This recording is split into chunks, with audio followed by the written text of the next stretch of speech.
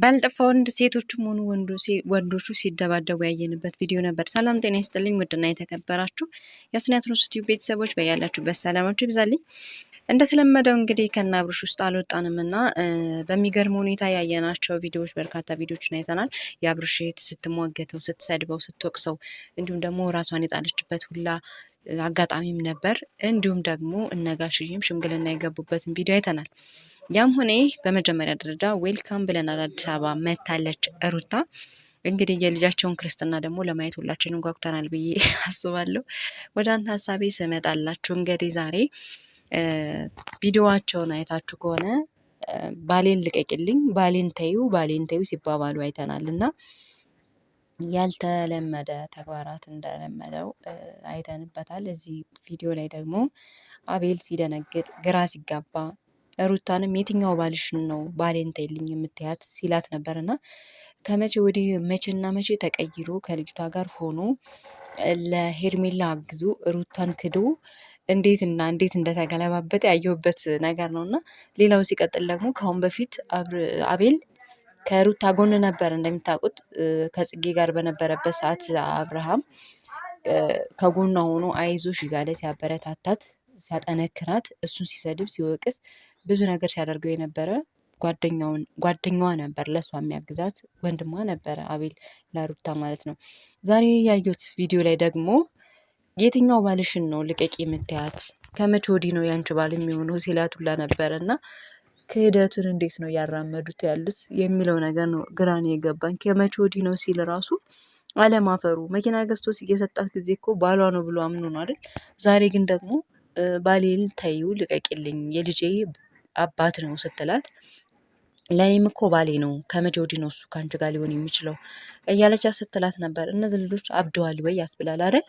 እኔ በተለይ በጣም የገረመኝ ነገር ሴት ልጅ አይኗን አጥበን እንደዚህ ድርቅ ብላ ስትወጣ የሰውን ባል ስትነጥቅ ያየሁት እንደ ሄርሜላ ነው። ሄርሜላ ያልተወቀሰችበት፣ ያልተሰደበችበት፣ ያልተዘቀዘቀችበት ቪዲዮ የለም።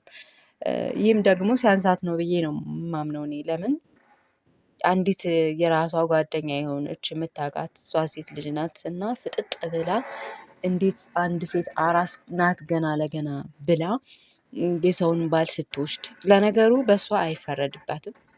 አብርሃም የለመደው የሴት ሱስ አለበት ብዬ ብላችሁ መቼም የምጠሉኝ አይመስለኝም፣ የምትወቅሱኝም አይመስለኝም። ለምን ካላችሁኝ ታውቁታላችሁ። አብርሃም አንዴ ከአንዷ ጋር አንዴ ከአንዷ ጋር አንዴ ከአንዷ ጋር ይሄ ያለ አይደለ ቁም ነገር የሌለው በቃ በፈለገበት ልክ እንደ ቦይ ውሃ የሚነዳ ሰው ነው።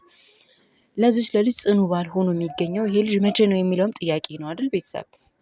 ስለዚህ እንደለመደው ሲንቀዠቀዥ ሄደ ከእሷ ጋራ። እቺ ልጅ አራስ ቤት ናት ከተባለ አራስ ቤት ሆና እሷን ማስደሰት ሲችል ወርቅ ቢገዛ መኪና ቢገዛ ወዘተርፈ ልብስ ቢገዛ ምንድን ነው የእሷን እንትን ይመልሰዋል እንዴ? የእሱ ታማኝነት እንጂ ነገር ቢያደርግላት አይደለም ባል። ስለዚህ ይችኛዋ አይኗን ጥብ አርጋ የደረቀችው ደረቋ አይናውጣዋ ፈጣጧ የሴት ሌባ በሏት ወይዘሪቱ ሸሚትን በሚገባው ሁኔታ አብርሃም ግራ ገብቶት ያችኛዋንስ እንዴት ይተዋት ይችኛዋንስ እንዴት ይተዋት ግራ ሲጋባ አይተናል ማለት ነው። እና ለማንኛውም ግን የዛሬው የትናንትና ያየሁት ቪዲዮ እኔ በጣም ነበር ግራ የገባኝ ከምላችሁ በላይ ማለት ነው። የእውነት በተለይ የልጄ አባት ነው ስትላት ከመቼ ወዲህ ነው ስትላት የነበረበት ፓርት በጣም የሚገርም ነበረ። ዞሮ ዞሮ አዲስ አበባ ከመጣች ሩታ ነገሮቹ ሊስተካከላሉ ብዬ ተስፋ አድርጋለሁ።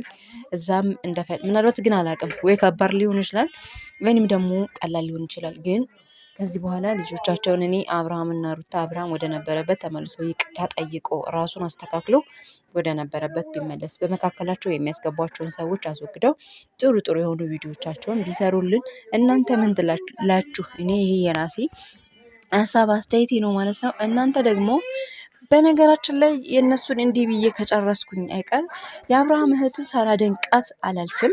ለምን ብትሉኝ በጣም በርካታ እገዛዎችን ስታደርግ ነበረ፣ እሷን እንዳትከፋ ማለት ነው፣ ሩታ እንዳትከፋባት። የእውነት በጣም በጣም የምትደነቅ ልጅ ናት፣ ንጹሕ የሆነች ልጅ ናት ማለት ነው። እንዲሁም ደግሞ የሩታን ቤተሰቦቹም እዚህ ሰፈር እኛ እንደዚህ እሱ ሊታሰር ነው ሲባል የምትንጫጩት እያለች የሚላትም ደረቷን ወጥራ ስትናገርላት ነበር። ለማንኛውም መጨረሻቸው ይመረ እንላለን። እንዲህ ካልኳቸው አይቀር ይህን ቪዲዮ ለምንድነው ሼር የማታደርጉት? ለምንድነው ላይክስ የማታደርጉት? እንዲሁ ለእኔ ስትል ዩቱብ አትገቡ ማለት በሉ ላይክ፣ ሰብስክራይብ፣ ሼር አድርጉልኝ። እዩልኝ ማለት ነው። ምን ችግር አለው እንዴ?